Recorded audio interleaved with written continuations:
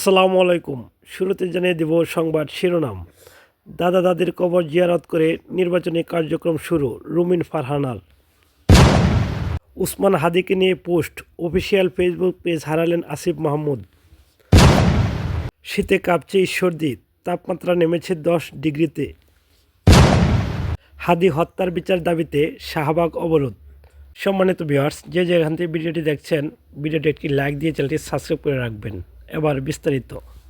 দাদা দাদির কবর জিয়ারতের মধ্য দিয়ে ব্রাহ্মণবাড়িয়া 2 আসনে নির্বাচনী কার্যক্রম শুরু করেছেন দলীয় মনোনয়ন বঞ্চিত হয়ে স্বতন্ত্র প্রার্থী হওয়া বিএনপি সহ আন্তর্জাতিক বিষয়ক সম্পাদক ব্যারিস্টার রুমিন ফারহানা। গতকাল বৃহস্পতিবার 26শে ডিসেম্বর বিকালে বিজয়নগর উপজেলার বুদন্তি ইউনিয়নের ইসলামপুর গ্রামে দাদা দাদির কবর জিয়ারত করে তিনি নির্বাচনী কার্যক্রম শুরু করেন। রুমিন ফারহানার দাদা দাদি ইসলামপুরের গ্রামের বাসিন্দা হলেও তিনি সরাইল উপজেলার শাহবাজপুর গ্রামের বাসিন্দা। এ বিষয়ে রুমিন ফারহানা বলেন, আমি আজকে গ্রামের বাড়িতে দাদা দাদির কবর জিয়ারতের মধ্য দিয়ে নির্বাচনী কার্যক্রম শুরু করলাম। আমি 17 বছর অন্যায়ের বিরুদ্ধে যুদ্ধ করেছি। 17 বছর দেশের মানুষের অধিকারের পক্ষে লড়াই করেছি। আমি এলাকার এবং দেশের মানুষের দোয়া চাই। আমি নির্বাচন চালিয়ে যাব। সাবেক উপদেষ্টা আসিফ মাহমুদ সজীব ভুঁইয়ার অফিসিয়াল ফেসবুক পেজটি অপসারণ করা হয়েছে। প্রায় 30 লক্ষাধিক ফলোয়ার সমৃদ্ধ পেজটি সম্প্রতি ফেসবুক কর্তৃপক্ষ রিমুভ করে দেয় বলে জানা গেছে। শুক্রবার 26শে ডিসেম্বর আরেকটি ফেসবুক আইডিতে আসিফ মাহমুদ পোস্ট দিয়ে একথা জানান। আসিফ মাহমুদ সজীব ভুঁইয়া অভিযোগ করেন, উসমান হাদি বাই সংশ্লিষ্ট সব পোস্ট, ভিডিওতে স্ট্রাইক এবং সংঘবদ্ধ রিপোর্ট করে আমার অফিসিয়াল পেজটি 30 লক্ষাধিক ফলোয়ার রিমুভ করে দেওয়া হয়েছে। তিনি দাবি করেন, বিভিন্ন টেলিগ্রাম গ্রুপে লিঙ্ক দিয়ে সংঘবদ্ধ রিপোর্ট করা হয়েছে। হাদি বাইকে নিয়ে দেওয়া 3টি ভিডিওতে স্ট্রাইক করা হয়েছে।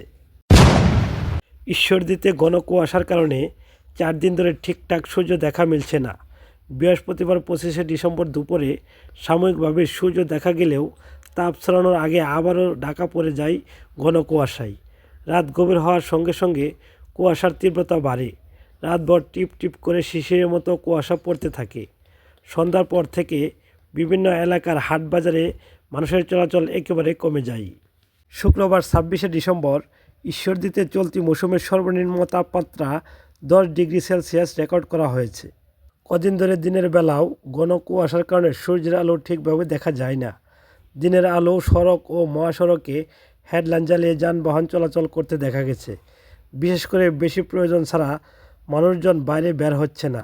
হাড় কাঁপানো শীতে দিনমজুর, রিক্সা, ভ্যান ও ইজি বাইক চালকদের দৈনন্দিন আয় অর্ধেক কমেছে। খেটে খাওয়া মানুষজনও দুর্ভাগ্যে পড়েছে। আবহাওয়া অফিসের সহকারী পর্যবেক্ষক নাজমুল হক রঞ্জন জানান, শুক্রবার দিনের সর্বনিম্ন তাপমাত্রা ছিল 10 ডিগ্রি সেলসিয়াস, যা চলতি মৌসুমের সর্বনিম্ন।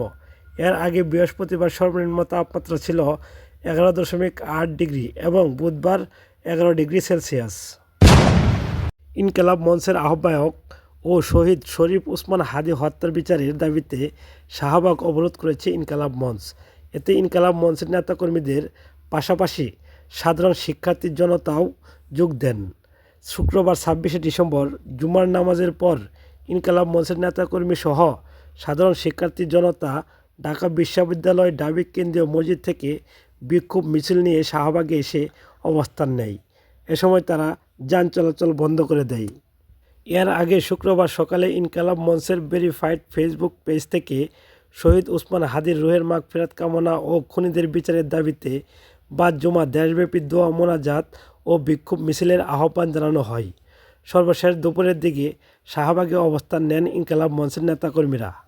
অবরোধ চলাকালীন ইনকিলাব মঞ্চের সদস্য সচিব আবদুল্লাহ আল জাবেদ ঘোষণা দেন, হাদি হত্যার বিচার না হওয়া পর্যন্ত শাহবাগ অবরোধ থাকবে। প্রয়োজনে শাহবাগ চত্বরে রাত্রি যাপনের কথাও জানিয়েছেন তিনি। সম্মানিত ভিউয়ার্স, নিয়মিত খবর পেতে চ্যানেলটি সাবস্ক্রাইব করে রাখবেন। আসসালামু আলাইকুম।